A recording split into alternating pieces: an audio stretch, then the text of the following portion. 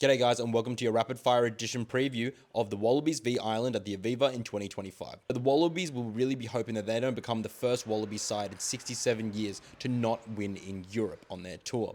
This is going to be a big challenge for Joe Schmidt's men, as they are definitely down on form after being in a slump in the last 5 games, stretching back all the way to the Bledisloe games.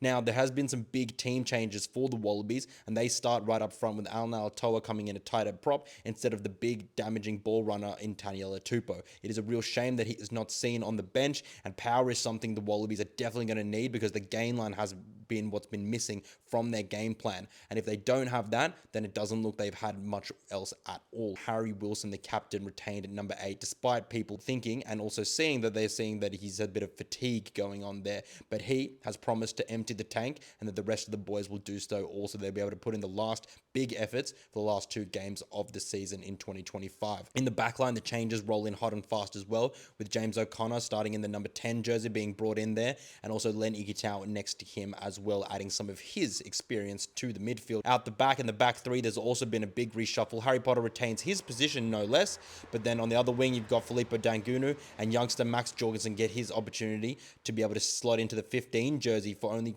one of the few 2 or 3 times that he has for the Wallabies, and this will be really interesting to see if his positioning can help the Wallabies control the aerial game and the skies better than they have in games gone by. So on the bench, no Lukan Salakaia-Loto. That is a big out for the Wallabies, and that is a lack of power perhaps that the Wallabies will be struggling with to be able to make sure that their game plan really gets off to a flying start.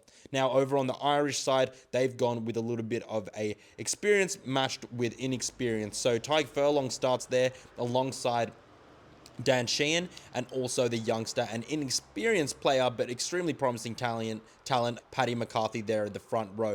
The back row gets a reshuffle, with regular captain Caelan Doris getting his slot at number 7 next to Jack Conan. You've got Sam Prendergast starting there. Out the back, we have an Australian number 15 with Mac Hansen, O'Brien and Lowe rounding that out.